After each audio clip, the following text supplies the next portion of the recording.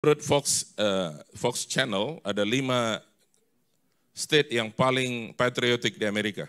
According to Fox Channels, there are 5 the most patriotic states in America. Nomor 1 state Montana, nomor 2 Alaska, nomor 3 Maryland, nomor 4 Vermont, dan nomor 5 guess who? Yes, you got it. So we are number 5, top 5. Montana, Alaska, Maryland, Vermont, and New Hampshire. Senang ketemu saudara lagi setelah 2 minggu saya absen dari saudara. Terima kasih untuk doa-doa saudara. After 2 weeks I'm being Why are you so absent. far from me? Like, oh my goodness. Kita so nervous karena jauh-jauh lagi. So hari ini saya dapat kunjungan yang luar biasa dari adik-adik kecil saya waktu masih kecil dulu di Indonesia. A great visit from 2 of my little sisters from where I was back home. Tetangga saya, tapi saya anggap adik-adik saya. Jadi kalau ke They sekolah, are my neighbors, bareng-bareng, but I pulang consider them sekolah my bareng-bareng. sister, Boleh berdiri whatever. sebentar, kalian boleh We berdiri. go Berdiri saja. to school Gak back usah, and nggak usah forth sebut together. nama rahasia. Nama rahasia ya. Jadi tidak disebut nama. Anyway, jadi saudara kalau saya dengan mereka ada di sini, saya tadi waktu di situ nyanyi, nyembah Tuhan, saya ingat kami naik bus sekolah sama-sama pagi-pagi. Sekarang ini di rumah Tuhan, menyembah Tuhan sama-sama. And I just remember when we were worshiping together, it's great how God has brought us together. When we were worshiping, I was reminded by how we rode the school bus together, and now we are worshiping God together in this room. Baik, dengan cepat saya mengingat waktu yang terus berjalan, saya laporan dulu kepada saudara apa yang terjadi dalam 2 minggu terakhir. Let me give you a report because of the time. I want to give you reports of what has been happening the past 2 weeks. Waktu saya jaga menara di Los Angeles 5 hari dari Senin sampai Jumat minggu kemarin, kami dapat firman Tuhan di Yesaya 60 ayat 1 sampai 3. Dan ini merupakan satu tuntunan dari gembala pembina kita Dr. Niko bahwa tahun ini kita untuk bangkit dan menjadi bersinar, bangkit dan menjadi terang. But I spent all the whole 5 days in praying at the prayer tower, and I received a message. We received a message from our senior pastor, Pastor Nico, that we should arise and shine, for your light has come. And this is the message that we receive. Ayat 1, 2, dan 3 Yesaya 60 berkata, bangkitlah menjadi teranglah, sebab terangmu datang dan kemuliaan Tuhan terbit atasmu, sebab sesungguhnya kegelapan menutupi bumi dan kekelaman menutupi bangsa-bangsa, tetapi terang Tuhan terbit atasmu dan kemuliaannya menjadi nyata atasmu. Isaiah 60 verse 1. Bangsa-bangsa berduyun-duyun datang kepada terangmu dan raja-raja kepada cahaya yang terbit bagimu. Arise, shine, for your light has come, and the glory of the Lord has risen upon you. For behold, darkness shall come to the earth, and thick darkness the peoples. But the Lord will arise upon you, and his glory will be seen upon you. And nations shall come to your light, and kings to the brightness of your rising. Jadi selama 5 hari di sana, saudaraku, sekarang rumah doa itu buka dari jam 9 pagi sampai 5 sore. Jujur waktu saya mau datang pagi-pagi, saya bilang, ini dari jam 9 pagi 5 sore mau doa apa ya, panjang bener gitu. And the prayer tower now has been open every day from 9 a.m. to 5 p.m. And to be honest, when I had to go from 9 a.m., I was thinking, what kind of prayer should I pray for? Because 9 to 5 is such a long time. Karena saudaraku, kita di Indonesia atau di rumah doa yang lain, di prayer tower yang lain, maka rumah doa itu adalah setiap jam itu ada penjaga menara yang terus berjaga, continue, tidak ada berubah. Nah saya tugas itu sendirian. Jadi saya jaga dari 9 ke 5 gitu selama 5 hari. But in Indonesia, when you go to a prayer tower, on every hour there will be someone that will pray to take turns to pray. But I was there alone by myself, and I had to cover from 9 to 5. Tapi Tuhan membukakan sesuatu yang berbeda, apa konsep prayer tower di akhir zaman. But God has opened a new concept. What is the meaning of prayer tower? Saya ingat sebelum saya berangkat dari New Hampshire menuju LA, saya bilang, Tuhan, itu kan lokasinya ada di Little Tokyo. Saya boleh minta Tuhan, orang-orang Jepang berdoa dengan saya. And when I was about to leave to go to LA from New Hampshire, I told God, Lord, I ask for Japanese people since this prayer tower is located in the little Tokyo area of Los Angeles. Dan Tuhan masih menjawab doa sampai sekarang Bapak Ibu. And guess what? God still answer prayer. Hari Senin ada sepasang suami istri datang, sudah opa oma datang. Ternyata orang Jepang asli dan tinggalnya di Little Tokyo. And on Monday, that first day, God brought a couple, an elderly couple, and they are Japanese people, true Japanese people. Setiap hari mereka berdoa dengan saya. And every single day they would come and pray with me. Satu kesaksian mereka bilang begini. And one of the testimony, this is what they said. Dari 5 tahun yang lalu kami setia berdoa di daerah sini. Minta Tuhan lawat kota kami, Little Tokyo. For the past 5 years, they've been praying for God. Every single time they would do a prayer, march around that area together and ask God for a revival in that area. Mereka bilang tidak ada gereja orang Jepang yang sungguh-sungguh percayakan kuasa Roh Kudus. And they share with me there are no Japanese church that truly believe in the power of the Holy Spirit. Jadi mereka berdoa, Tuhan lawat kota kami, Tuhan lawat kota kami, Tuhan lawat Little Tokyo, Tuhan lawat Los Angeles. Selama 5 tahun, setiap hari mereka jalan berdoa. So the past 5 years, they've been praying, God come and visit Los Angeles, God come and touch Little Tokyo, God come and visit this nation. Saudara, apa yang terjadi? And what happened? Waktu saya dengar cerita mereka, saya bilang kepada mereka begini. When I heard their testimony, I said this to them. Tahukah kalian bahwa izin daripada gedung ini bukanlah ruang pertemuan, tetapi izinnya adalah gereja. And I told them that you know that the license of this building is not a license for a meeting, but it's a license for church. Saudara bisa bayangkan ini di downtown Los Angeles yang sangat strict, sangat ketat peraturannya. City mengeluarkan permitnya adalah gereja. Tepuk tangan buat Tuhan Yesus. This is in downtown Los Angeles where the law is very strict, but yet the city issued the permit for church. Itu doa yang pertama yang saya minta sama Tuhan, Tuhan kirim orang Jepang, Tuhan kirim. Hari Senin, hari Selasa, dari beberapa benua datang dari 4 benua A itu ya, Asia, Afrika, Amerika, dan Australia. Dari 4 benua datang hari Senin dan hari Selasa. So this is what I pray, but on Monday to Tuesday, there are people from 4 different continents that showed up. From Asia, Africa, Australia, dan Amerika. Selasa malam saya pulang ke tempat saya tinggal dan saya bilang, Tuhan, saya pengen dong besok lihat satu dari Eropa datang berdoa. And when I was on my way back to the place where I was staying, I asked, Lord, I need one more. I asked for one more representative people that come from Europe. Pagi-pagi saya datang hari Rabu, kemudian ada satu pasang laki perempuan datang dari jauh dari San Francisco, datang berdoa. Saya sampaikan kerinduan saya supaya Tuhan kirimkan dari Eropa, dan kemudian tiba-tiba ada satu orang wanita muda datang masuk, dan saya tanya, kamu dari mana? Dia bilang, I'm from London. I'm from England. And then the next day there's this couple that show up from Los Angeles, and we prayed together, and I share with them from San Francisco. From San Francisco. Ibu kurang tidur, saya kurang tidur, jadi agak-agak ini sedikit. So I told them that I prayed to God that I asked for someone that will come from Europe, and all of a sudden there's this young lady showed up, and I asked, where are you from? And with the accent, she said, I'm from London. Nah, that's not. That's not I'm from London. I came from London. London. Mau dance? Saya bilang gini, geografi saya kurang bagus, tapi setahu saya London, Inggris itu di Eropa, saya bilang. I said, I know my geography is not perfect, but from I know, London is in England. Saya kaget dia datang, dia kaget lihat saya kaget, kemudian dia bilang, why you're so surprised? I'm from England. Dia tanya begitu, kenapa kau begitu kaget, saya dari England. Dan saya bilang sama dia, of course God answer prayer. Karena Tuhan menjawab doa. Last night I asked one representative of Europe, and now you're here. Karena tadi malam saya berdoa, Tuhan kirimkan seseorang dari Eropa, dan Tuhan kirim kamu. Satu yang Tuhan belum jawab waktu selama 5 hari saya di sana. One thing that God hasn't answered when I was there for 5 days. Saudara juga saya nggak usah kasih tahu karena Tuhan belum jawab. Nanti kalau Tuhan sudah jawab baru saya kasih tahu. I don't need to share with you because God hasn't answered it, but once God answered, I will share Biarlah itu it. antara saya dan Tuhan saja. Let it stay between me and God. Nah, saya baru dapat satu gambaran tentang rumah doa yang selama ini saya tahu adalah orang jaga doa. Seperti kayak boring banget nggak sih ganti-ganti orang doa, jaga doa, ngantuk-ngantuk gitu. Tapi ternyata rumah doa yang ada di Los Angeles itu persis seperti apa yang terjadi pada zaman William Seymour 1906.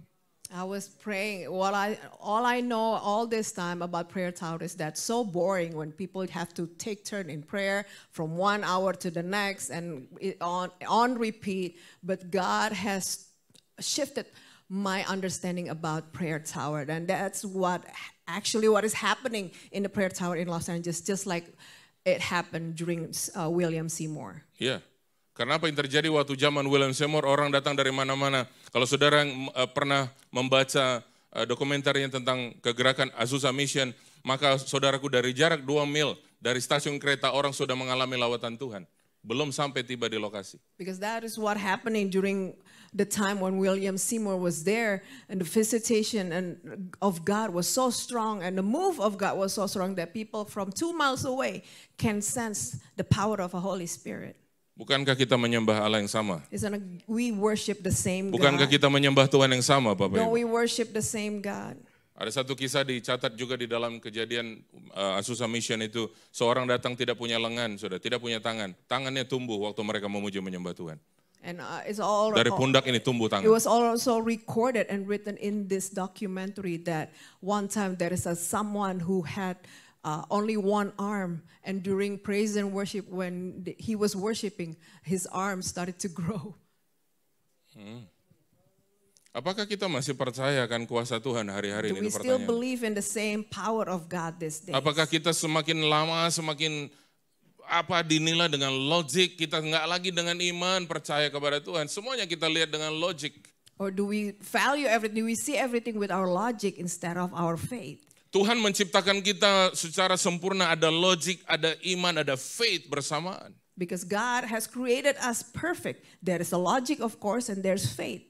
Tapi apa yang terjadi waktu logik kita lebih dominan, maka iman kita semakin ciut, dan kita melihat segala sesuatu dengan logik. But when the logic began to grow bigger and increasing, and it will shrink, our faith begins to shrink and begin to diminish. Tuhan bilang apa? Yesaya 60 ayat 1, bangkit, jadi terang. Sebab terangmu datang, kemuliaan Tuhan terbit atasmu. Isaiah 60 says what? Arise, shine, for your light has come, and the glory of the Lord has risen upon you. Ada satu keluarga datang, ada 2 keluarga, satu keluarga dari Vietnam, satu lagi keluarga dari South Africa. There's 2 families that came. Dari Australia. One from Australia and one from Vietnam. Keluarga yang dari Vietnam ini punya anak kecil sekitar 6 tahun. And the Vietnamese family had 6 years old daughter? Ya, daughter. A daughter. Ibunya bersaksi ke saya. And the mother testified to me. Sebelum kami ke sini tadi malam dia bilang, anak saya dilawat Tuhan waktu sementara kami menyembah, memuji Tuhan. Before we came to this place, my daughter was overcome by the power of God while we Saya were bilang, apa yang worshiping. terjadi dengan dia? And I asked, what happened to her? Dia bilang, anak saya mengalami satu pengalaman roh yang luar biasa. Dia dengan banyak anak-anak kecil. Tuhan Yesus kasih baju-baju baru semua. Dan mereka mulai menari-nari di hadapan Tuhan Yesus. She received this vision of Jesus handing out all this new outfit, new clothes to all of them. And they begin to put on that clothes and begin to dance and worship God together. Kemudian keluarga yang dari Australia punya anak 2, saudaraku. Mereka nggak mau pulang dari rumah doa itu. And the Australian family had also 2 children, but these children did not want to leave that place, did not want to leave the prayer tower. Saya baru ngerti, saudaraku, ternyata orang Australia itu punya kebiasaan jalan nggak pakai sandal, nggak pakai sepatu. I just found out that Australian people, they don't like to wear shoes nor sandals. Saya perhatikan ini anak-anaknya 2. I pay attention to all these kids. Took off their shoes. Lari sana, lari sini di Azusa Prayer Tower. Saya perhatiin dari jauh, ini anak lihat apa ya di gedung ini ya. And they begin to enjoy themselves. They took off their shoes and they begin to like run around and all over the building. And I begin to think, what do they see here? Saya bilang ini bukan Disneyland, ini nggak ada. Ini bentuknya juga kayak library, ada buku-buku Alkitab. Nggak ada nilai, nggak ada nuansa anak kecil. This place is not a Disneyland. There is no theme. There is no colorful things that attract these little kids.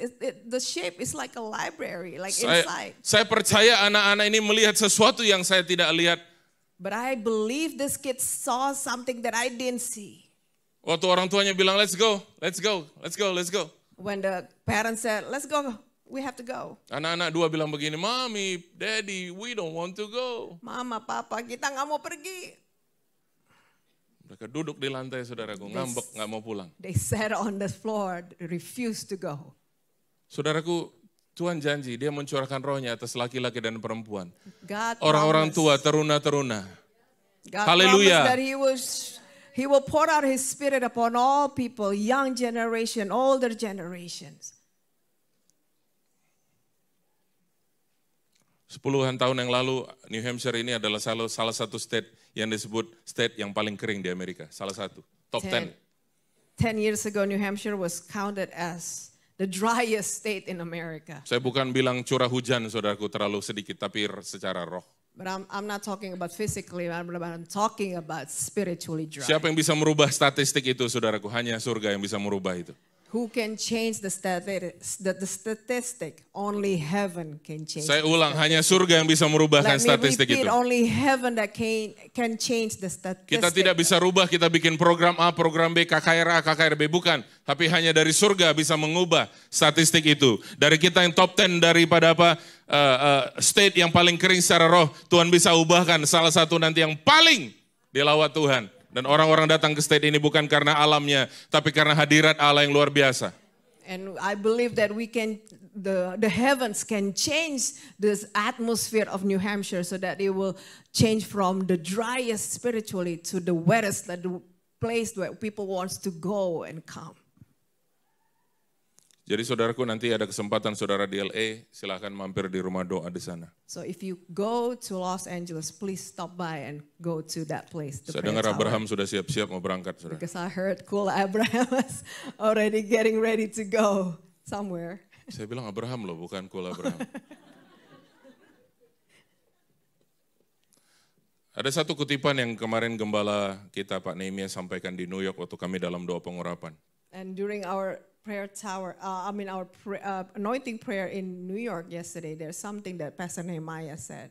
Pak Nehemia dapatkan ini waktu dia menghadiri Empower 21 Asia kemarin di Sentul, tanggal 5 sampai Pastor tanggal 3 sampai Nehemiah 5. received this when he attended the Empower 21, Everyone Asia in Sentul. Pemimpin Empower 21 dan juga sekaligus Oral Roberts University, Presiden Billy Wilson, Pastor Billy Wilson bilang begini, the greatest evangelist is the Holy Spirit, not Billy Graham and not Reinhard Bonnke. Billy Wilson, the president of ORU, Oral Roberts University, who's also the president of Empower 21, said this during the opening of that meeting. It says, the greatest evangelist is not Billy Graham, is not Reinhard Bonnke, but the greatest evangelist is Holy Spirit. Ibu Desi barusan Inggris ke Inggris ya? Okay. Kita doa sebentar. Bapak, segala roh-roh yang bikin kacau di sini kami patahkan dalam nama Yesus. Amin. Jadi Billy Wilson bilang apa? Penginjilan terbesar itu, terhebat itu Roh Kudus. Bukan Billy Graham, bukan juga Reinhard Bonnke. Once again, so Pastor Billy Wilson said that the greatest evangelist is not Billy Graham, is not Reinhard Bonnke, but is Holy Spirit. Haleluya. Hallelujah. Mungkin orang yang selama ini dengar Reinhard Bonnke, dengar siapa lagi? Billy Graham bilang, waduh ini kurang senang mungkin dengar. Tapi betul, the Holy Spirit is the greatest evangelist. Maybe people, you have listened about Reinhard Bonnke, about Billy Graham, and you disagree with this statement. Tetapi itu betul. Penginjil terbesar adalah Roh Kudus. Haleluya. Haleluya. Tadi saya katakan siapa yang bisa mengubah saudaraku New Hampshire ini saudara dari 10 masuk dalam daftar 10 state paling kering Tuhan bisa ubahkan. Hanya Tuhan yang bisa ubahkan ini Bapak Ibu. I said earlier, the one that can change this atmosphere is only God, is only heaven. Berapa banyak saudara mau melihat itu terjadi di state kita? Angkat tangan How many saudara. of you wants to see that happen in our state? Berapa banyak saudara mau melihat itu terjadi di state of Maine? Mulai angkat tangan saudara. many of you wants Berapa banyak to saudara see mau that melihat itu happen in the terjadi di state of Vermont? Maine? Angkat tanganmu. Or maybe in Berapa banyak Vermont? saudara mau melihat di Massachusetts? Angkat Or tangan maybe saudara. in Massachusetts. Haleluya. Hallelujah. Hanya Tuhan yang bisa kerjakan. Only God is able to do it. Kemarin setelah selesai doa pengurapan di New York, Pak Nehemia tarik saya, ayo kita pergi ke airport jemput Pendeta Ruben Adi And dari yesterday, Indonesia. after the prayer, anointing prayer is over, Pastor Nehemiah grabbed me and tell me, come with me. We have to go to the airport to pick up Pastor Ruben Adi from Indonesia. Pastor Ruben Adi adalah ketua sinode daripada Gereja Bethel Indonesia. Pastor Ruben Adi is the head of the Bethel Indonesian Church Synod. Setelah from jemput Indonesia. Pak Nehemia, kami berempat pergi makan siang. Dan waktu makan siang ini Pak Ruben itu cerita ada satu kisah yang dia tidak pernah lupa dalam pelayanannya. And after we picked them up, we brought them to this restaurant for lunch, and then he shared with us something. Dia melayani di satu daerah, di satu kota, dan gereja itu saudaraku sudah sudah diwanti-wanti oleh pendetanya. Dia bilang gini kepada Pak Ruben, Pak Pendeta, tolong jangan ada altar call, jangan ada bahasa roh ya. And he was invited to come preach at this church, but yet he was told by the person from that church, The pastor. the pastor from that church, that please, pastor, in this church, please do not invite people for altar call and don't speak in tongue, don't pray in the Holy Pak Spirit. Ruben bilang, siap. And Pastor Ruben said, okay. Kemudian dia ready. khotbah, And he began to preach. dia bilang sama kami bahwa di tempat khotbahnya itu kayak ada mimbar yang tinggi. Jadi dia bisa lihat jemaat itu dari atas gitu. So the pulpit, while he was standing, it was so high, it was elevated so that he can see the entire crowd. Di akhir khotbahnya dia tanya, siapa kita mau di sini mau terima Yesus sebagai Tuhan dan Juru Selamat? And he asked the people, who wants to receive Jesus as your Lord and Savior? Nah waktu orang mulai satu-satu angkat tangan, tiba-tiba Roh Kudus melawat menjamah, orang pada rebah. And all of a sudden, after people began to raise their hands, the Holy Spirit began to come and sweep the entire room, and people began to slay in the Spirit. Pendeta Ruben Adi hanya tetap ada di belakang mimbar, dia nggak turun, nggak tumpang tangan, nggak ngapa-ngapain, nggak And ada altar Pastor call. Ruben Adi did not invite people to come forward or to, he did not do anything. He would just stand on the altar, on the pulpit. Nah saudara kira-kira apa yang terjadi setelah ibadah itu selesai? And what happened after the service was over? What do you think? Ada 8 orang dari pemimpin-pemimpin gereja itu datang dan adili Pak Ruben Adi. And 8 leaders from that church came and approached him. Saya mau tanya sama saudara, kira-kira 8 itu ngalamin lawatan Tuhan nggak Let dalam me ibadah? ask you Oke, this. enggak ya. Do you think those 8 people received the Holy Spirit? I don't think so. Mereka mulai bilang, Pak Pendeta kan sudah bilang tidak ada altar call, nggak ada bahasa roh. And they approached the Pastor Ruben and said, but didn't we tell you, please, no altar call, no prayer in tongues? Pak Ruben bilang, kan saya juga ikutin apa maunya kalian. Saya nggak ada altar call, saya nggak tumpang tangan, saya nggak apa-apa. Saya berdiri, saya cuma tantang siapa mau terima Tuhan Yesus. I follow your instruction. I just stood here and I did not invite people for altar call. I did not pray in the Holy Spirit. I just simply asked who wants to accept Jesus. 8 orang ini bilang gini, lihat satu dengan lain. Iya ya, dia juga nggak salah dong kalau gitu. And these 8 leaders look at one another and said that he's right, he did not do this. Pak Ruben bilang begini, And Pastor Ruben said this. kita tidak bisa bikin program, kita nggak bisa punya pengalaman-pengalaman kemarin supaya Roh Kudus bekerja. Kalau Tuhan Roh Kudus bekerja, dia bekerja. Dia melawat, dia melawat. We cannot stop when the Holy Spirit wants to do something, the Holy Spirit will do something. Amin. Amen. Kita tidak bisa atur-atur Roh Kudus kalau dia sedang mau bekerja, sedang mau apa. Dia punya kuasa yang luar biasa. We cannot try to control the Holy Spirit when he wants to work, he will work because no one can stop his power. Pak Nehemia ajukan pertanyaan kepada Pak Ruben. And Pastor Nehemiah asked this to Pak Ruben. Pak, saya juga penasaran kenapa justru terjadi itu di gereja-gereja yang bukan seperti Pentakosta dan karismatik. Terjadinya justru di gereja-gereja bahkan yang nggak percaya akan kuasa Roh Kudus. And Pastor Nehemiah asked this to him. Why did it happen in churches that do not believe in the power of the Holy Spirit? That happen in the churches where they're not Pentecostal at all. Jawabannya saudaraku itu di hati kita. Kalau hati kita sudah tidak ada mau menerima, kita nggak dapat apa-apa.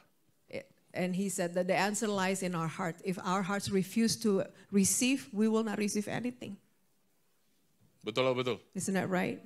Masih ingat kisah yang terjadi di Kentucky, di Asbury University? Remember the story of what happened in Asbury in Kentucky? Itu university bukan Pentecostal University. That university, that school, was not a Pentecostal school. It's not a Tuhan Pentecostal lawat university. begitu saja. But God Ada began lapar dan to haus move akan Tuhan. because God sees there is a hunger, there is a thirst after Him. Gereja kita di New Hampshire ini bisa setiap minggu seperti berjalan saja, tidak ngalamin apa-apa karena kita datang seperti, ya itu, kita datang ya datang, kita ke gereja karena hari Minggu, kita melayani karena ada jadwal, tanpa lagi kita bisa datang dengan rasa lapar dan haus akan Tuhan. This church in New Hampshire can just run as it is. It operates week after week. Because why? People come to church, they know this is Sunday, it's time to go to church. You go to church because you have a schedule, you have to do something. But because why? You come without hunger and thirst and you live the same. Tapi saya percaya pagi hari ini, siang hari ini kita datang dengan sungguh lapar dan haus akan Tuhan. But I want to believe something that this morning people, you all come with the hunger and thirst. Kalau kita desperate, saudaraku, apapun kita buat. Because when people are desperate, they will do anything. Saya mau bilang sama saudara, tadi seorang wanita yang dari jauh-jauh datang dari London, dia bukan datang untuk datang berdoa di situ. Dia bahkan nggak tahu ada rumah doa di situ. That girl that came from London did not even know about this prayer thing. She did not know about this place at all. She did not come to pray. Waktu hari Rabu itu dia datang, kita bilang, saya dengan rekan pendeta dari Armenia, kita ngomong tentang Roh Kudus. Waktu kita ngomong Roh Kudus, dia langsung tolak mentah-mentah. And me and this fellow pastor from Armenia, we approached her and we began to share with her about the Holy Spirit. But as soon as she heard about Holy Spirit, she said no. She refused. Ada orang bisa menolak Roh Kudus di rumah doa. Kenapa? Karena sesuatu terjadi di hatinya. Ternyata dia penuh dengan kepahitan. There's someone that can simply refuse the Holy Spirit in the prayer tower. Because why? Because her heart is filled with bitterness. Di London dia melayani di gereja. In London she ministered at the church. Tapi dia tidak tahu kalau pahitnya dia membuat dia Roh Kudus pun dia nggak mau terima. But the bitterness held her back from receiving the Holy Spirit. Waktu dibilang kamu terima Roh Kudus. When dia langsung mundur.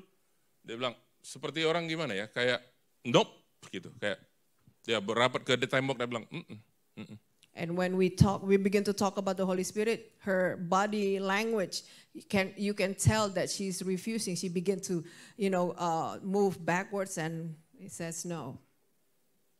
Tapi luar biasanya Tuhan kalau Tuhan mau bekerja. It's amazing. Sekali lagi, Tuhan bekerja dengan luar biasa, tidak ada yang bisa stop. But when God wants to work, God wants to move, no one or nothing can Sampai stop sore him. jam 5 kita bubar, saudaraku, dia masih keras hati. Hari Rabu itu kejadiannya, jam 5 kita bubar dan dia bilang begini, I might come back tomorrow.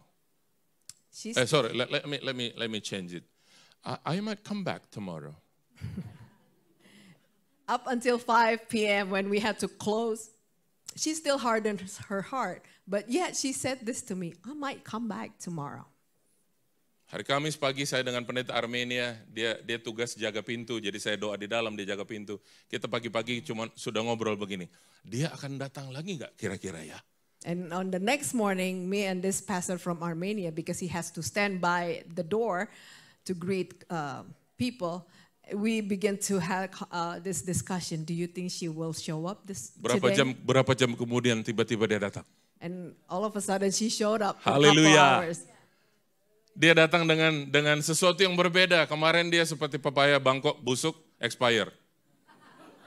Dia datang dia bilang begini, "Hey Andy, wow." She said ada sukacita. When she came, something was different because yesterday her outer appearance, her face looks like this papaya from Bangkok that is rotten, that is, is so moldy. It's not, you don't want to see it, but that morning she came with a joy and a smile on her face and said, "Hey Andy." Memang kasihan ya kadang-kadang ya kalau kita pakai istilah papaya Bangkok, orang nggak tahu papaya kayak apa. Taunya papaya itu udah dipotong-potong, dijualnya di Whole Food. Jadi dia nggak tahu papaya itu bentuknya kayak apa. Aduh kasihan. Ya, Maybe you never had papaya all your life. You don't know what we were talking about when people referring your face as papaya. Dia gini, hari Rabu. On hari Kamis Wednesday. dia datang, hey Andy. And on Thursday, she was smiling so big, "Hey Andy." Saya bilang sama dia, "Hey, what happened with you?" Saya bilang, "Apa yang terjadi dengan kau?" Dia bilang begini. And she said this. Pulang dari rumah doa ini kemarin hari Rabu. When I left this place yesterday, saya pergi cari dinner. I went to find a place for dinner. Andy, saya ingat pesan kamu kemarin. Andy, I remember what you said yesterday. Kamu bilang sama aku katanya begini. You said this to me. Sister, you've been busy doing the work of God. You forget that Your being is the most important. Your relationship with God is the most important. Your being, not your doing. Saya bilang ini kepada dia kemarin, kau tuh selalu busy atau sibuk dengan lakukan ini, bekerja dan selalu melakukan. Tapi kau lupa bahwa dirimu itu adalah yang terpenting bagi Tuhan. Dan dia bilang sama saya, I spend time with God the whole night. Saya dengar itu saya bilang wow. Saya meluangkan waktu dengan Tuhan kemarin. Dia penuh dengan sukacita. And she was filled with joy.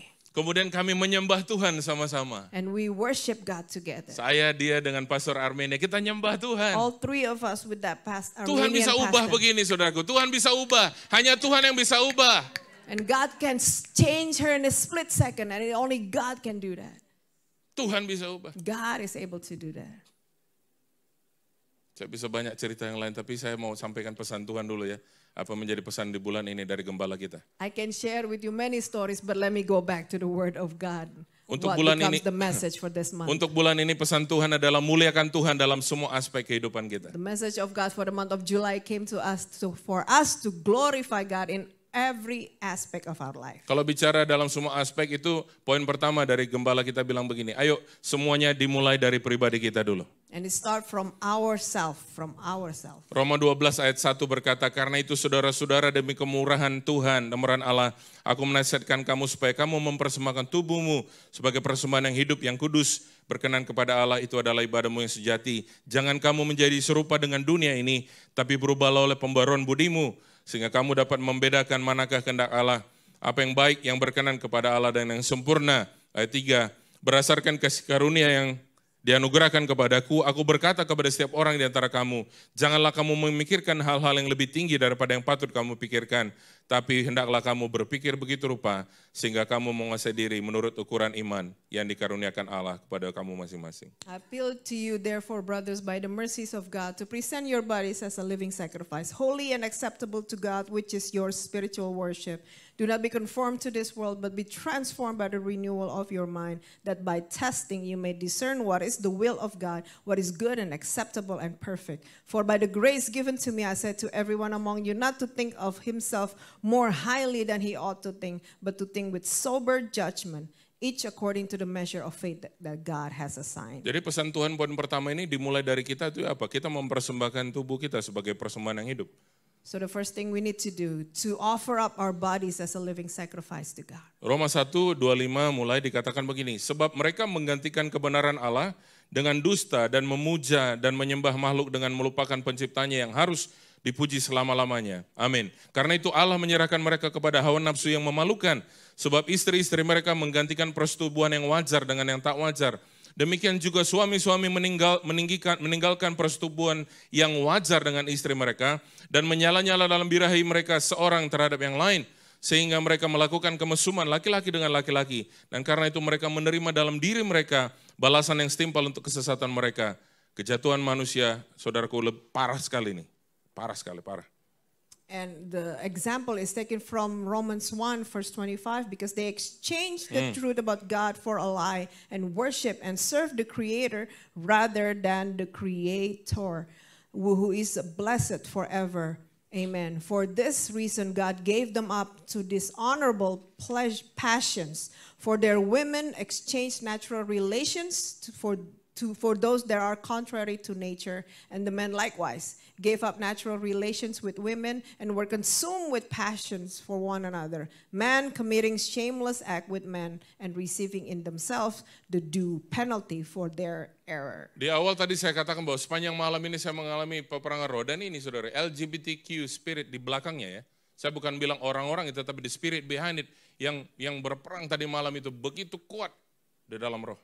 And I mentioned earlier here that I was having this great spiritual warfare last night, and I realized the spirit of LGBTQ. I'm not talking about the people, but I'm talking about the spirit behind them. Ya.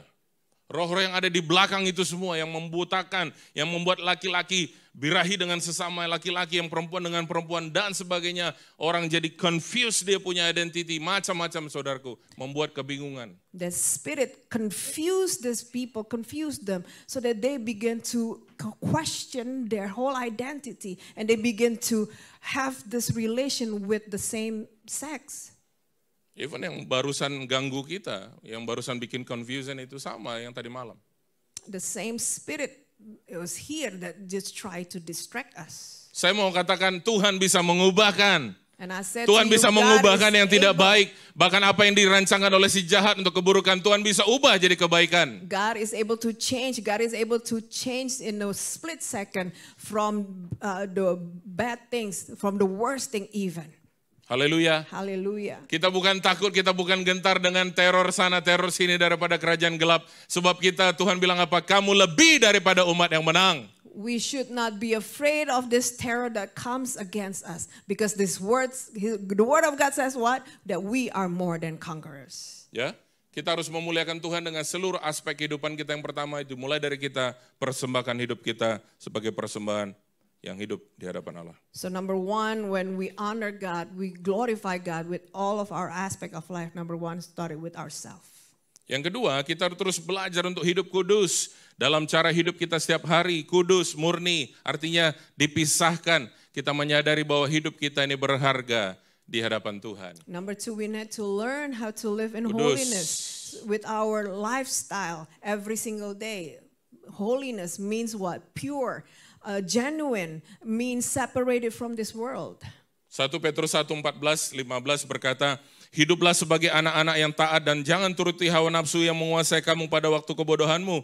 Tapi hendaklah kamu menjadi kudus di dalam seluruh hidupmu sama seperti Dia yang kudus yang telah memanggil kamu. 16 berkata, sebab ada tertulis, kuduslah kamu sebab aku kudus. 1 Peter 1 verse 14 says, as obedient children, do not be conformed to the passions of your former ignorance, but as He who called you is holy, you also be holy in all your conduct, since it is written, you shall be holy for I am holy. Kemarin Ibu Gembala kita, Ibu Juliana bilang begini, kalau saudara punya komputer sering-sering rusak, ada kemungkinan saudara suka pergi ke situs-situs yang nggak mestinya saudara di situ.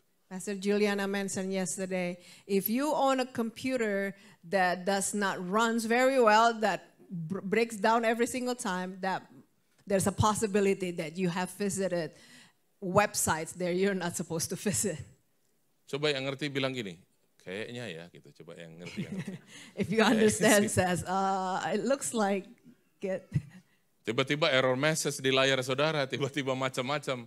Ibu Juliana bilang, ada kemungkinan besar itu saudara suka pergi ke tempat-tempat yang nggak mestinya saudara di sana. And all of a sudden you got this pop-up warning, it says error message, and it keeps showing up. It means that you have visited this websites that you shouldn't go. Kalau ada yang baru sadar bilang gini, oh kayaknya itu pantesan ya. Maybe some of you is like, oh, okay, now I understand. Itu bukan kerjaan Best Buy, bukan kerjaan siapa-siapa, itu kerjaan jari jemarimu yang otakmu dikendalikan di sini, terus ini yang bergerak, set, lihat nggak ada roommate, suami nggak ada, istri nggak ada, menjalar, surfing, namanya internet kan, surfing the internet, surf, kemana pergi, waduh. It's not the fault of Best Buy or wherever you got your computer from, but it's your own fingers that did the work, and you begin to look around, no roommates, no spouses, and you begin to surf the web, with your fingers. Namanya juga surfing kan, saudara. Surfing itu di mana? It's Di called mall, surfing. di mall apa di air, saudara? Surfing. Do you go surfing at the mall, or you go surfing at the, on the ocean? Di pantai itu orang pakai jas atau nggak pakai apa-apa? Jadi kalau surfing itu biasanya jadi larinya, waduh. And you look around, it's like you begin to go surfing. Bertobat. You need to repent. Saya ulang, bertobat. You need to repent once again. Kita nggak bisa jadi orang Kristen yang, haleluya, holy. Malaikat bilang, Tuhan, aduh ngeri dia Tuhan. DP tangan itu yang tadi malam itu. Tapi dia bilang holy, no. Kita nggak boleh punya double standard. We cannot have double standard. You cannot be a Christian who lift up your hand and say holy at the same time. Last night you used that same hand to browse those websites. Aduh, kok berat ya Pak ya hari ini ya? Of course. Why is it so harsh today, Pastor? Peperangannya besar, kemenangannya pun besar. Of course, the bigger the battle, the bigger the victory. Tuhan mau bebaskan setiap kita. For God is able to deliver every one of us. Yang ketiga, Number 3, kita harus belajar untuk respect, saling mengasihi. we need to learn how to respect one another and to love one another. Jangan merasa kita lebih hebat dari yang lain. Don't feel superior. Yohanes 13 ayat 34 berkata dan 35, aku memberikan perintah baru kepadamu, yaitu supaya kamu saling mengasihi, sama seperti aku telah mengasihi kamu, demikian pula kamu harus saling mengasihi. Dengan demikian semua orang akan tahu bahwa kamu adalah murid-muridku, yaitu jikalau kamu saling mengasihi. John 13, verse 34 and 35 says, a new commandment I give to you, that you love one another, just as I have loved you. You also are to love one another. By this, all people will know that you are my disciples, if you have love one for one another. Amin, Bapak Ibu. Amen. Kita gampang mengasihi orang yang baik kepada kita, tapi untuk kita mengasihi orang yang berbuat sesuatu yang tidak baik kepada kita itu perlu effort. Sama-sama bilang effort. It's easy to Harus love ada someone effort. that loves us back, but it takes an effort to love someone that does not love us or does not treat us the same. Tapi Pak Andi, itu orang nggak pantas diampuni, itu orang nggak pantas dibaikin Pak Andi. Oke, terserah apa kata kita. Kita mau setuju dengan firman apa tidak? But Pastor Andy, that person does not deserve to be treated the same. That person did not deserve my forgiveness. It's okay. It's up to you whether you want to do the word of God or not. Saya ini termasuk orang yang mengalami diampuni oleh seseorang yang paling dekat dalam saya, yang saya sampai hari ini saya tidak pernah lupa, yaitu dia. I am a product of someone that has been forgiven by someone that is so close to me that I will never forget, and that is her. Semakin kita dekat, semakin banyak itu kan, gesekan, betul nggak? The closer Besi we menajamkan get, besi, manusia menajamkan samanya. iron sharpen iron, but man sharpen man. The closer we get, the more friction we get. Kalau ada saya ke farm begitu ya, kemudian saya lihat ada kuda, terus kuda itu gini ngelirik saya kayak nggak senang. Saya nggak pulang tersinggung, saudaraku. Saya nggak pulang tersinggung. If I go to a farm and there's this horse that looking at me like annoyed or something, I will not get offended by that horse. Saya nggak pulang ke rumah dan bilang, Tuhan itu kuda nggak tahu apa aku ini pendeta. You will not go home and say, Lord, does that horse not know that I'm a pastor of a church? Senyumannya itu lo nyelekit. No, he did not even smile. The horse did not even smile. Tapi kalau orang dekat dengan kita, teman kita, sama pelayan, atau siapapun saudara, antara saya dengan saudara, jemaat dengan pendeta dengan jemaat dan sebagainya, itu rasanya aduh gitu loh. But if it's between all of us, maybe between me and you, or all of you, like fellow believers, fellow volunteers, and that it happens, and it feels so, I don't know what to say, so hard. Betul ya. Satu hari saya buat kesalahan yang sangat besar dan saya bilang sama dia, saya minta maaf dan dia bilang gini sama saya, siapa saya yang tidak maafin kamu? Wow. One day I made the biggest mistake in my life and I approached her and I said, please forgive me. And her response was, who am I withholding forgiveness for you? Waktu itu saya bukan lagi ada istri lain, di state lain, enggak. Cuman ada satu yang saya nggak bisa cerita juga. Tapi it's not that I have another wife in another state. Kalau mungkin itu kejadiannya, dia mungkin nggak segampang itu bilang siapa saya yang nggak mengampuni kamu. Itu mungkin lain cerita ya. But if that is the story, if that is true, she will not, she will probably not easily forgive me at that moment. Would you forgive me still if I do that?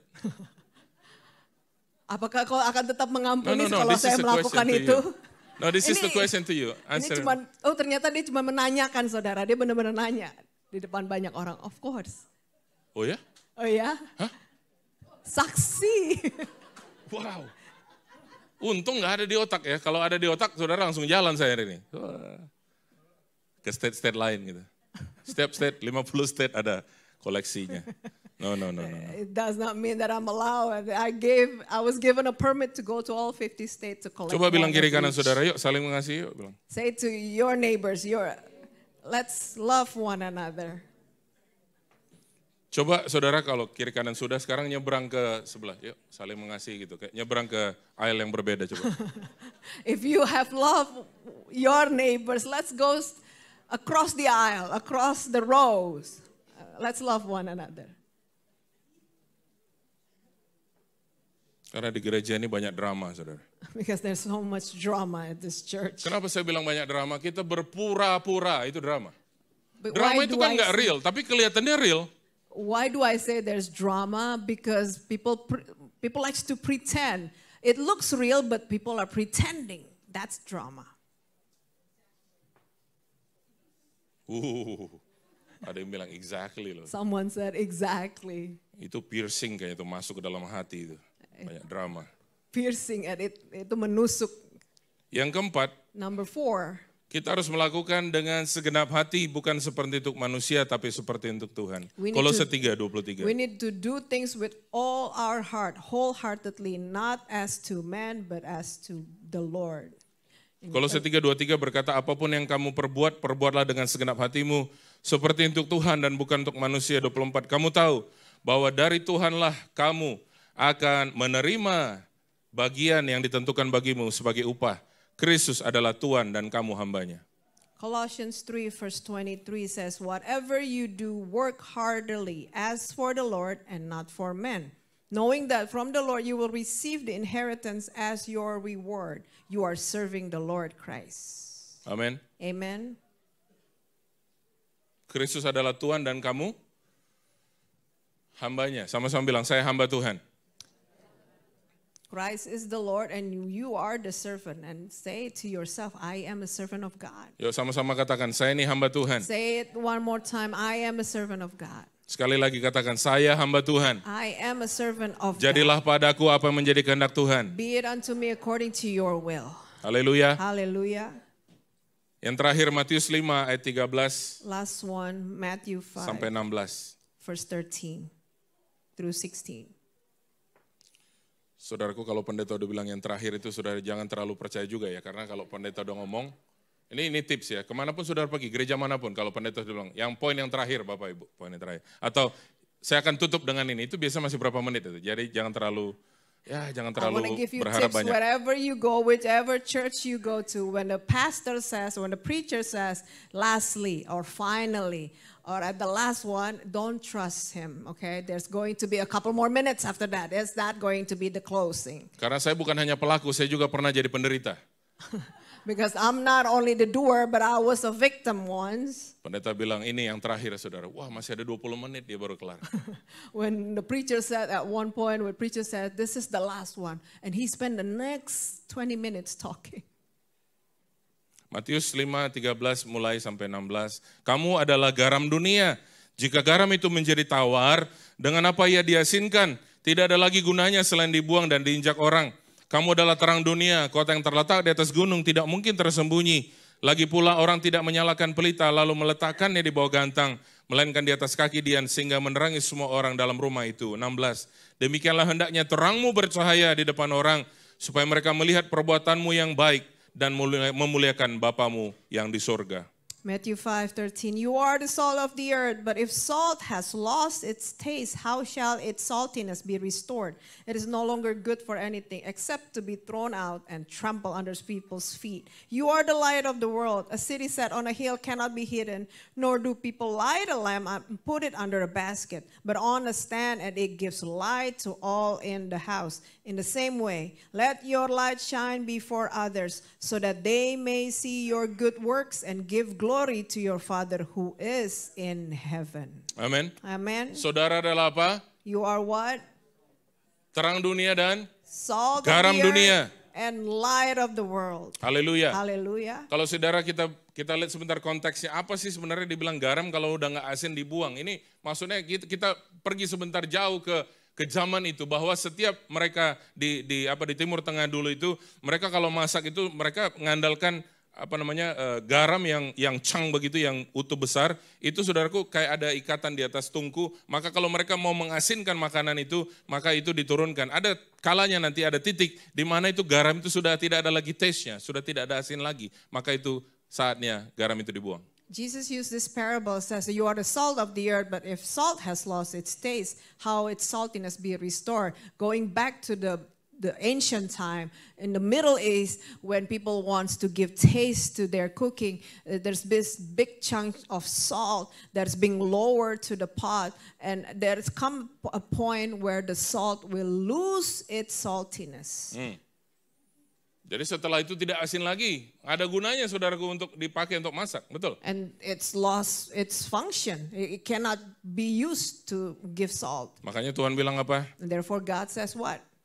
Selain dibuang, tidak ada lagi gunanya selain dibuang dan diinjak orang.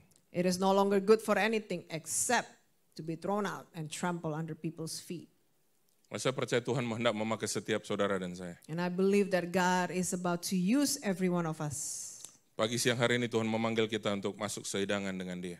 And this morning God has called us to His table of mercy so that we Pejamkan can mata take kita our berdoa communion. sebentar. Let's close our eyes so we can pray.